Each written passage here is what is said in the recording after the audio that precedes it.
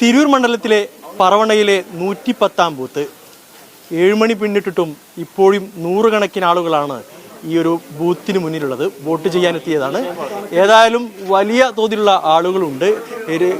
5-6 മണിക്കൂറുകൾ ഇപ്പോഴും ഇത് വോട്ട് ചെയ്യാൻ കാത്തിരിക്കുന്ന ആളുകളാണ് ഇവർ. നൂറുകണക്കിന് ആളുകളുണ്ട്. ഏതായാലും അവർ പറയുന്നത് പ്രധാനപ്പെട്ട ഒരു കാര്യം, ഈ സ്കൂളിൽ തന്നെ മറ്റു പല ബൂത്തുകളിലും 1000 ആളുകൾ വോട്ടർമാരുള്ള പല ബൂത്തുകളുണ്ട്. അവിടെയൊക്കെ വോട്ടെടുപ്പ് പൂർത്തിയായ സാഹചര്യമുണ്ട്.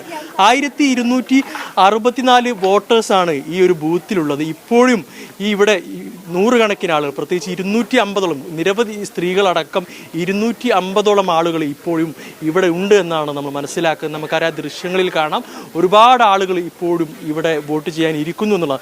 പലരും രോഗികളാണ്, പലരും പ്രായമുള്ളവരാണ്, സ്ത്രീകളാണ്.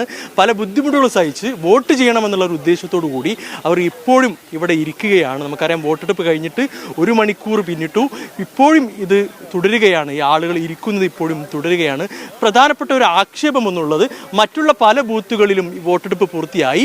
1000 പേരുള്ള വോട്ടേഴ്സുള്ള ബൂത്തുകളിൽ പലതും വോട്ടെടുപ്പ് പൂർത്തിയായ സാഹചര്യമുണ്ട്. പക്ഷേ 1264 വോട്ടേഴ്സുള്ള ഇവിടെ ഇപ്പോഴും 250-300ഓളം പേർ ഇപ്പോഴും വോട്ട് ചെയ്യാനുണ്ട് എന്നുള്ളതാണ്. അതിന് വോട്ടെടുപ്പിനായി അവർ കാത്തിരിക്കുകയാണ്, വോട്ട് ചെയ്യാനായി അവർ കാത്തിരിക്കുകയാണ്. ആ ഒരു സാഹചര്യമുണ്ട്. പ്രധാനമായിട്ടുള്ള ഇവരുടെ ആരോപണം എന്നുള്ളത്, ഈ ഒരു തെരഞ്ഞെടുപ്പ് ഉദ്യോഗസ്ഥർ ഈ ഒരു വാർഡ്, പ്രത്യേകിച്ച് UDF ഏറ്റവും പ്രധാനപ്പെട്ട സ്വാധീനമുള്ള 90% UDF വോട്ടേഴ്സുള്ള ഒരു വാർഡാണ്, ഒരു ബൂത്താണ്. അവിടെയുള്ള ആളുകൾക്ക് ഒരു പ്രയാസമുണ്ടാക്കുന്ന രീതിയിൽ മനഃപൂർവ്വം ചെയ്തതാണെന്നുള്ള ഒരു ആരോപണമാണ് ഇവിടെയുള്ള UDF ആളുകൾ ഇവിടെ ഉന്നയിക്കുന്നത്. പ്രധാനപ്പെട്ട നമുക്ക് മനസ്സിലായി, ഒരുപാട് സ്ത്രീകളുണ്ട്, രോഗികളുണ്ട്, പലരും രോഗികളാണ്. അപ്പോൾ അവർ ഇപ്പോഴും വോട്ട് ചെയ്യാനായി കാത്തിരിക്കുന്ന ഒരു സാഹചര്യമുണ്ട്. നമുക്ക് ഇവരോടൊന്ന് ചോദിക്കാം, കുറെ സമയമായോ വോട്ട് ചെയ്യാൻ എത്തിയിട്ട്? 2 മണിക്ക് വന്നതാണ്. ഇപ്പോഴും വോട്ട് ചെയ്യാനായിട്ടില്ല. ഇത് മനഃപൂർവ്വം ഇവിടെ മിസ്സിംഗ് കേടാണ്. മനഃപൂർവ്വം മിസ്സിംഗ് കേട് വരും. വോട്ട് ചെയ്തിട്ടേ പോകുള്ളൂ. വോട്ട് ചെയ്തിട്ടേ പോകുള്ളൂ. ഏത് രാത്രി ആയാലും വോട്ട് ചെയ്യും. പക്ഷെ ഇവിടെ എപ്പോഴും മെഷീൻ കേടാണ്. ഞങ്ങള് 2 മണിക്ക് വന്നത് നോക്കിയിട്ടാണ് വെക്കുന്നത്. ആ കേടുള്ള മെഷീൻ നോക്കിയിട്ടാണ് ഇവിടെ വെക്കുക. സാധാരണ ഞങ്ങൾ വരുമ്പോ മെഷീൻ കേടാണ്. മനഃപൂർവ്വം ചെയ്യണതാണ്. ആദ്യ വോട്ടറാണോ? സെക്കൻഡ് വോട്ടറാണോ? എത്ര സമയം? ഞങ്ങള് ഉച്ചക്ക് 2:30-3 മണിയാകുമ്പോൾ ഞങ്ങളൊക്കെ രാവിലെ വന്ന് തിരിച്ചു പോയതാണ്. ഇവിടെ ക്യൂ കാരണം വീട്ടിലത്തെ ജോലി ചെയ്ത് പിന്നെ വന്നപ്പോൾ ഇവിടെ ക്യൂ തന്നെ.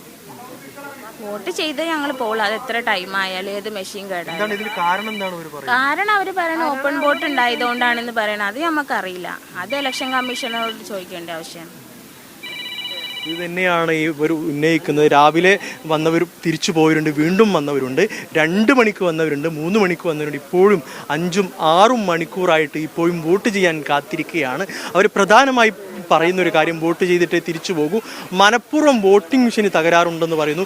എപ്പോഴും ഇവിടെ വോട്ടിംഗ് മെഷീന് തകരാറാണ് എന്നുള്ളൊരു ആക്ഷേപമാണ് സ്ത്രീകളടക്കം ഇവിടെ ഉന്നയിക്കുന്നത്. ഏതായാലും വലിയ തോതിലുള്ള ആളുകളുണ്ട്, നീണ്ട ക്യൂ ആണ്. സ്ത്രീകളാണ് ഏറ്റവും കൂടുതൽ. 250-ലധികം സ്ത്രീകൾ ഇപ്പോഴും ഇവിടെയുണ്ട്. ഏതായാലും വലിയ തോതിലുള്ള, എത്ര സമയമായാലും വോട്ട് ചെയ്തിട്ടേ തിരിച്ചു പോകൂ എന്നുള്ള വലിയൊരു സന്ദേശം ഇവർ നൽകുന്നുണ്ട്. വോട്ടിൻ്റെ ഒരു വില ഒരു സമൂഹത്തിന് ഒരു മാതൃകയാകുന്ന രീതിയിൽ അവർ നൽകുന്നുണ്ട്. 2 മണിക്കും 1 മണിക്കും വന്ന ആളുകൾ ഇപ്പോഴും ഇവിടെ ഇരുന്ന് വോട്ട് ചെയ്തിട്ടേ പോകൂ എന്നുള്ളൊരു കാര്യം പറയുന്നുണ്ട്. ഏതായാലും വലിയ തോതിലുള്ള ഒരു വിമർശനം ഇവിടെയുള്ള തെരഞ്ഞെടുപ്പ് ഉദ്യോഗസ്ഥർക്കെതിരെ ഇവർ ഉന്നയിക്കുന്നുണ്ട്. കാരണം ഒരുപാട് ലേറ്റ് ആകുന്ന ഒരു സാഹചര്യം. വെറും 1266 വോട്ടേഴ്സുള്ള ഒരു ബൂത്തിൽ ഇപ്പോഴും നൂറുകണക്കിന് ആളുകൾ ക്യൂ നിൽക്കുക. ഒരാൾ വോട്ട് ചെയ്യാൻ പോയാൽ അവർ തന്നെ ഒരുപാട് സമയം വോട്ട് ചെയ്യാനെടുക്കുന്ന ഒരു സാഹചര്യം.